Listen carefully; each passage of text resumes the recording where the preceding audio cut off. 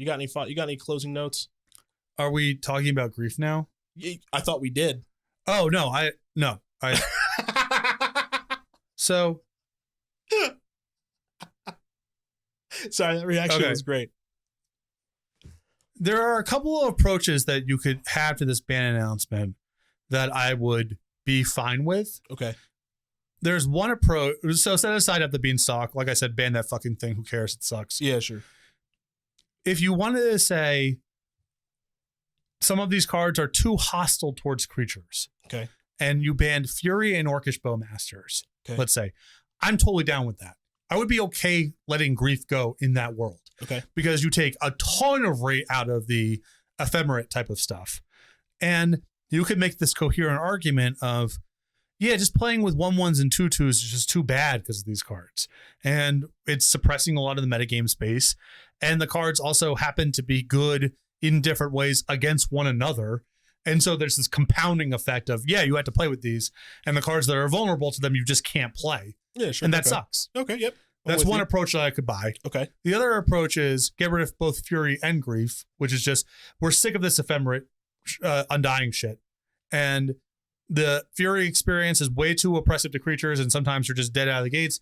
And the Grief experience of the double unmasked plus a 4/3 menace on turn 1 is too intense. And it's not like the decks that play this have to have that draw for the deck to be good. That's the sort of thing. Sure. Okay. So Fury Bowmasters to me is logical. Fury Grief is logical. I would also buy Grief Bowmasters. Okay. It's just like black is too much. And these cards are just high rate black cards. Sure. Okay. So any pairing of those, I could understand a coherent argument for, or what the goals were. This is really not that, because you are still leaving the Undying synergies at a high rate, the ephemerate stuff with Grief around. And you're also still in an environment that's awfully hostile to small creatures because Bowmasters is so good against small creatures.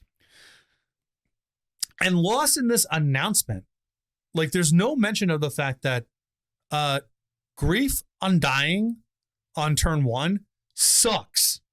That shit is not fun to have happen to you. The resources are just stripped out of the game. It's like everyone's on a mulligan to 5, and I have a 4/3 menace. Well, I'm gonna chime in really quick. That's best case scenario. Right. And I think that's really important that no one talks about is like, people do start the game with 6 or 5 cards. Yes. That also happens. Right. So we're in like Dark Ritual, Thoughtsea's Hidden You world. Yep. Except there's a 4/3 menace involved. So it's not even like you have time to draw out of it. And it's not fun. Why? When people have complained, I've seen so many comments on Twitter from people, just random people who I don't know, but I don't even, something in the, to the extent of, I don't even care if Grief is too good or not good enough in some abstract metagame balancing sense. This isn't fun. I don't want to play games where this is a feature. At least in the Fury example. One, if you do Fury Undying it on turn 1, just naked, here's my 4/4 double striker. That's at least putting all your eggs in the basket. That's a dramatic game. I don't think that game's super fun necessarily, but that's at least I'm rolling the dice. Here it is, and we'll see how it goes. Yep. Modern having a little bit of that, I don't think is necessarily the worst thing in the world. In the world where Fury is killing a bunch of stuff, that's certainly frustrating and powerful, maybe too powerful for the metagame to be bounced around. But we're still talking about like turn 2 or turn 3. It's like the game's gone on for a little while, right? Sure. Maybe I've set up something. Maybe I could try to like find an anthem to play with to absorb the Fury, whatever. At least the game's progressed. Yeah. Just like turn 0 Yahtzee. Also, you can chump block Fury. Right. Yeah. Right. Another good example. Yeah, you can't do that against Grief, really. And if you go all in with your Fury on turn 1, it's like, okay, well, I can take 2 hits from it and then start chump blocking. Yes. That's actually a lot of time to maybe find an answer or make the game about something else or whatever. It's very, when you're doing this sort of, so first of all, I think Grief should have been banned full stop. Don't care if it's with Bowmaster. Don't care if it's with Fury. And if you really don't want to ban Grief, I think you should have banned Bowmasters and Fury. Okay. So at least you can say we're opening up creatures. Sure. Okay. The fact that nothing in this announcement speaks to like, this sucks. People say this sucks is how are you as a player who, you know, you're frustrated with the state of Modern, let's say. Okay. And, you know, the grief undying is running around your FNM and people who are not very good are complaining about it. And even players who are good, it's like, this is kind of boring and repetitive. Okay. And there's no mention in the announcement about that experience and how you feel about it. Yep. Do you want the format to be balanced around double unmask, 4-3 menace happening whatever percentage of the time? It doesn't instill a lot of confidence. And that's sort of the, I guess, my takeaway from this stuff. And it, you know, I've been talking about this stuff for years with their R&D announcements. Bannings is just as much, if not more, about communication than it is about what you actually do. Because no matter what you do, there's going to be disagreement. So you're going to ban some people's favorite card, or you're going to ban cards that someone spent a lot of money on. Yep. Or you're going to not ban the card that someone hates. Whatever. People are, however you do it, people are going to be happy and people are going to be upset. Yep. So once you're in that world, and of course some results are better than others, you still use your best judgment, but you're never going to make everyone happy no matter what you do. What matters the most is, are you communicating a message that people can get on board with? Are you speaking to their concerns even when you're doing the thing that they don't want you to do? And leaving grief and not really talking about it other than, you know, well, there should be less undying effects, so whatever, to me is not speaking to someone's concerns. And also, if it ends up going the other way, where, yeah, now it's just Orzhov scam and people play with ephemerate, it's the same shit. Yeah. People are going to be furious with you. It's embarrassing. So I think more craft, and I can just, sometimes I compare this stuff to, I'm not trying to pick on Dan specifically because I think it's a systemic issue with all of their R&D announcements.